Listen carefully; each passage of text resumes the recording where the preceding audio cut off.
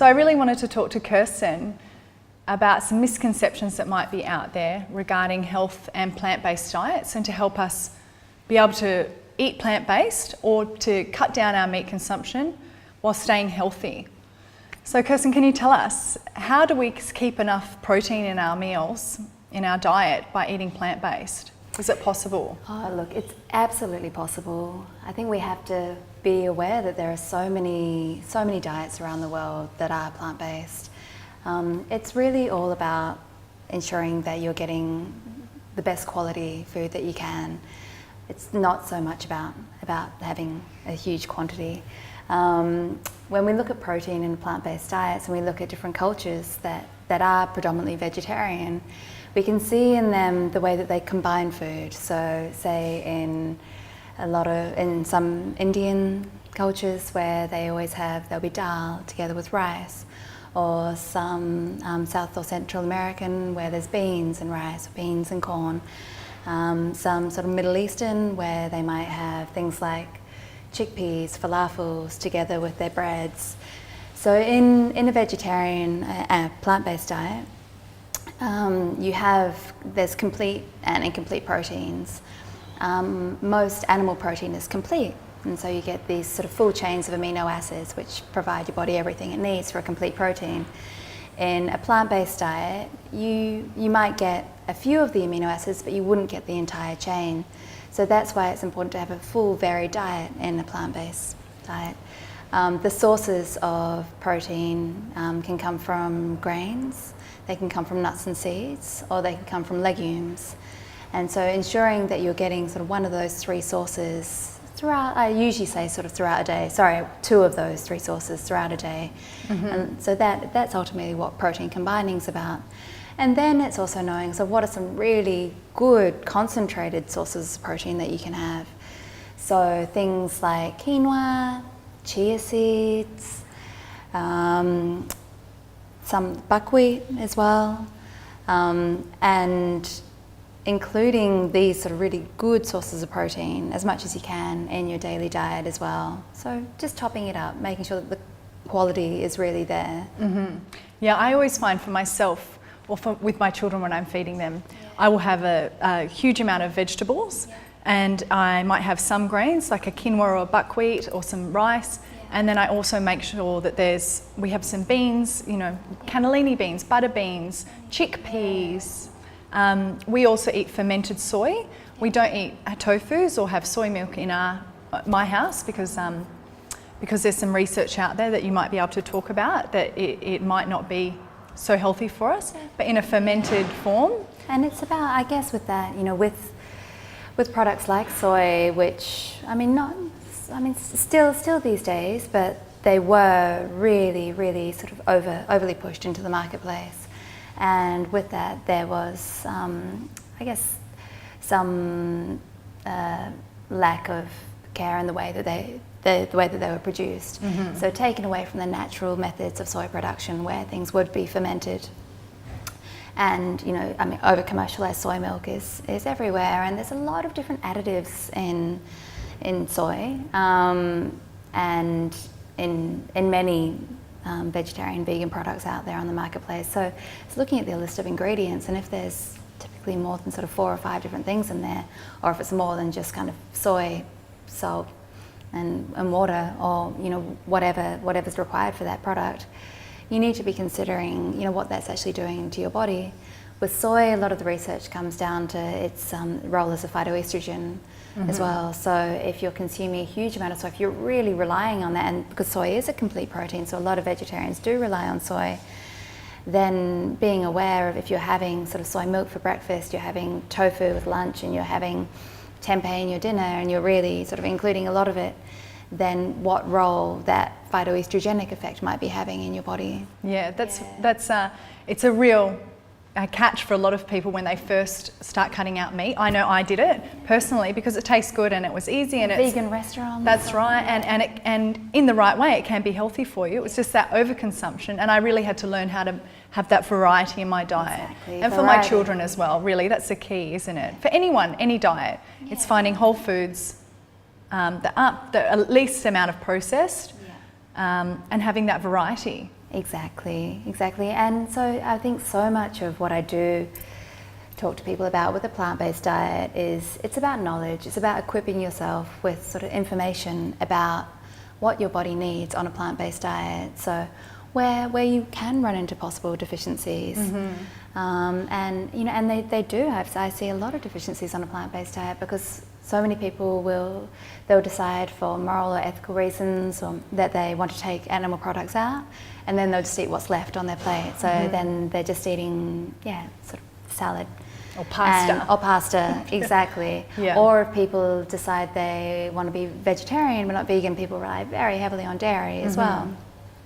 And you can really run into serious health problems if you are just relying on a very sort of limited food group. Yeah. Or if you're not getting the essential nutrients that you need. Iron is so important for our health. So sources of iron, can you tell us what are possibilities that are plant-based so that people can get enough iron and calcium? Definitely.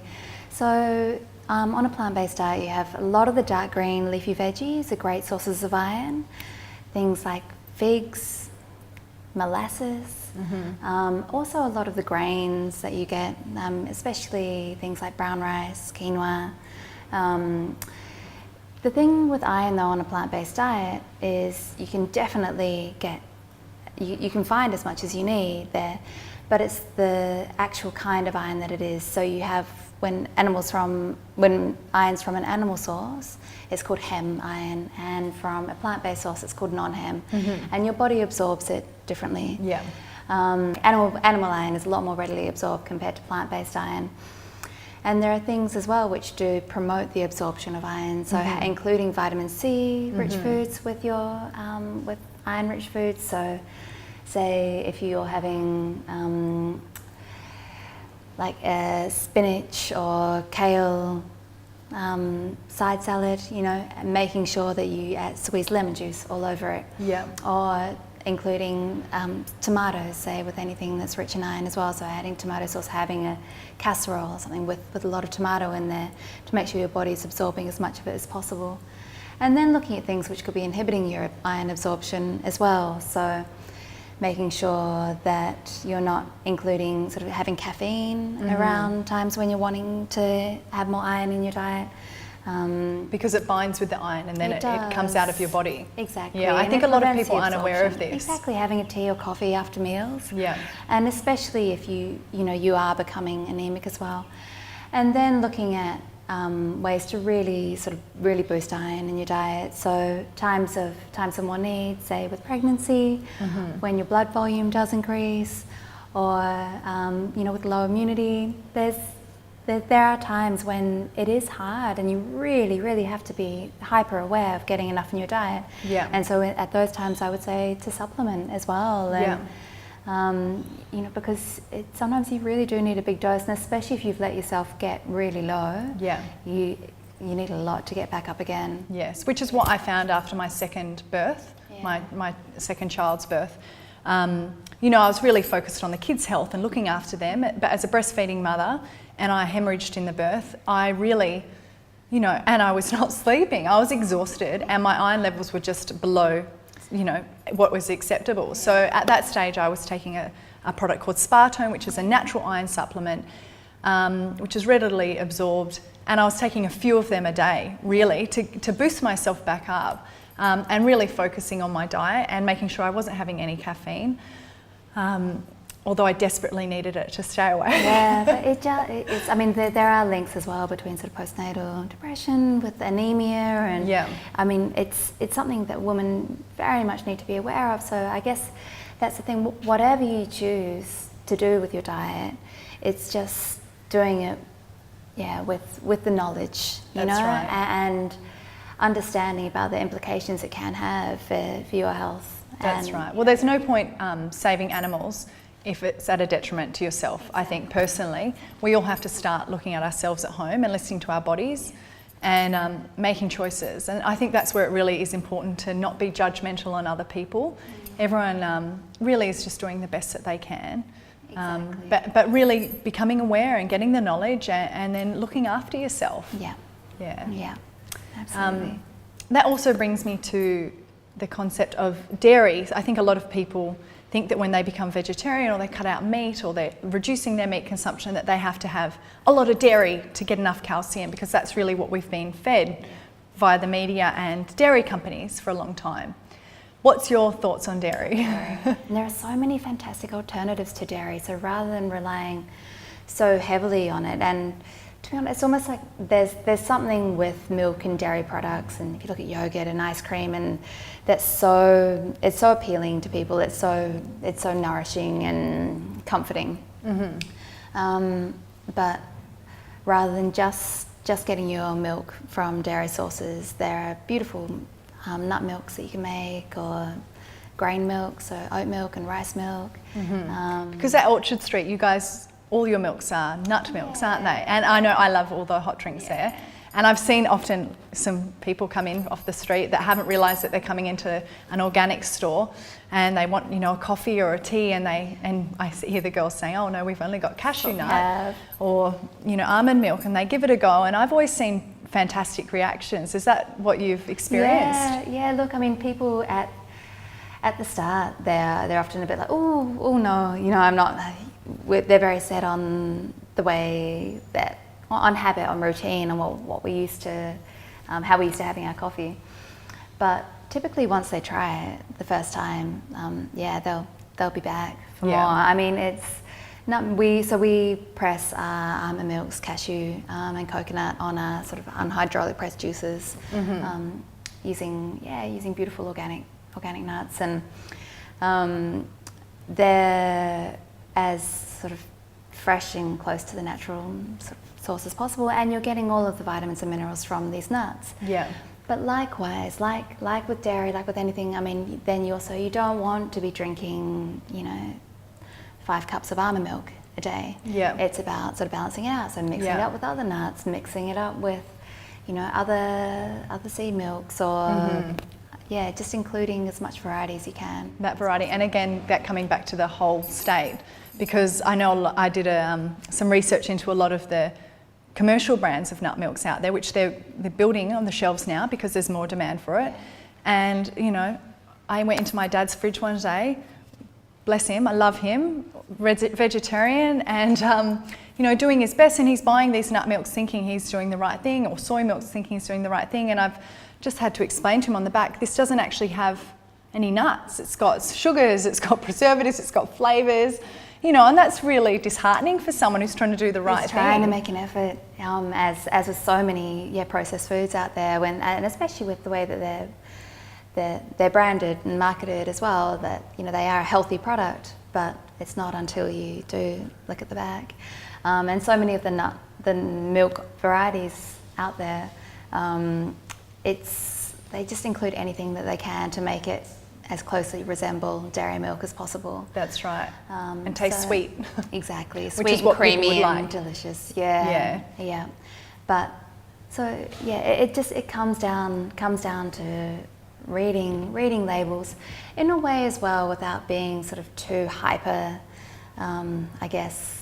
aware or paranoid about what can be in your products as well. It's just having that kind of that gentle awareness and going, no, there's products there's some things I don't know. Yeah. I'll just try to keep it as whole as possible. Yeah. And every little change that you make makes a difference to your health, and every little thing that you choose to. So if there's just one of your vegetables that you choose to buy organic each week, or if there's sort of one less meat meal that you choose to have each week, that's making a difference to your health and to the environment as well. Yeah. It's just little steps. That's right. Yeah, exactly. Not getting overwhelmed. Not being overwhelmed, and just being gentle on yourself. Yeah. I know a lot of my friends are not ready to take the jump yet, and so they're doing meat-free Mondays, which I think is a really fantastic way to become aware that the animal agriculture in the world is causing a lot of devastation, and really just to also try that variety, to experiment. Could you give us a sort of example maybe of a day that, if you're going to do a meat-free Monday, what could be a healthy way to include 3 meals in your diet, or some snacks that you'd get all the nutrients that you'd need that are easy and accessible for people? Yeah, of course, of course. So what can we do on a meat-free Monday? I mean, you could start off the day with a smoothie. I mean, yeah, they're great to get everything into. They are great, and it's also such a good way to really give yourself a really good boost at the start of the day as well. I find it can be a little bit lighter on your digestive system to have a liquid breakfast, especially for people. I find when I have clients who aren't, they're like, oh no, I'm not a breakfast person, but they do still really need something to kind of keep them going for the morning as well. Smoothies are just such a good way to add everything in there. So you can add your protein if you get a really good plant-based protein powder. Likewise with protein powders though, it's about making sure that there's not a whole heap of different chemicals and additives in there.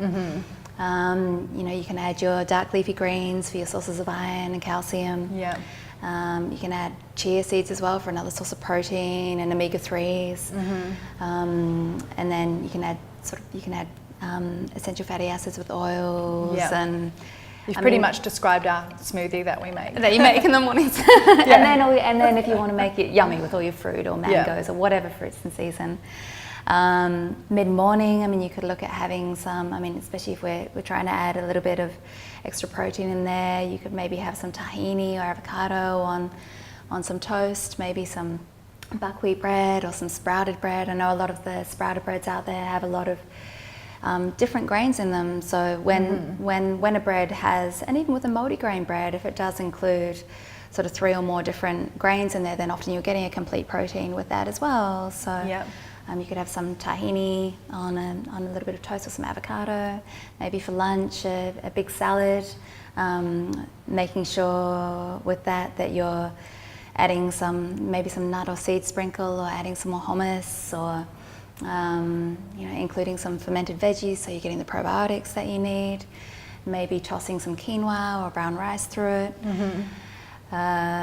Always, I mean, I kind of believe that a salad's all about the dressing as well. So, and then into a dressing, you can really add your herbs or your good sources of essential fatty acids then again as well. So with flaxseed or chia seed oils, olive oils. Not the commercial brands that you're finding in the supermarket. No, look, I mean, supermarkets now, I mean, they are, because the organic industry and the health food industry is becoming a bit bigger in Sydney. I mean, they are getting sort of bigger sections, so you can find some good organic products in there. But it's just reading the labels, looking where they come from, making sure they're organic, making sure they're cold pressed. If you're finding olive oils that, I mean, even an extra virgin olive oil often isn't from the best sources, and if it hasn't been cold or expeller pressed as well, it's not that it's doing more damage to your body, but it's not doing as much good as it could. That's right. Yeah. And then sort of afternoon snacks, you could be looking at sort of really yummy trail mix or some homemade bliss balls. Once again, where you can look at including, so say you could do a fig and tahini, mixed seed and coconut bliss balls, so then you're getting your sources of iron and calcium again as well. And maybe for dinner, we could go something Indian inspired, making a dal with some brown rice, maybe with a little bit of sort of coconut yogurt or something on the side. Or we could have a Mexican night and go sort of beans and rice, or, I mean, Japanese and sort of macrobiotic inspired food as well often has a really good comprehensive range of nutrients, and especially things like seaweeds, which have a very, very wide nutrient profile. So I eat a lot of seaweeds. Yeah, including as much of those as you can in your daily diet. Yeah. It's really good. And it's really about experimenting what works, isn't it? Because if I said to some people, just have some seaweed in your diet, they're going to go, what are you talking about? This crazy. There's so many different kinds of seaweeds, and there's some which are really strong seaweed, and there are some which, you know, I mean, most people know nori from sushi, and, you know, if you get a good quality nori, you know, even that has a really good sort of range of minerals in there as well.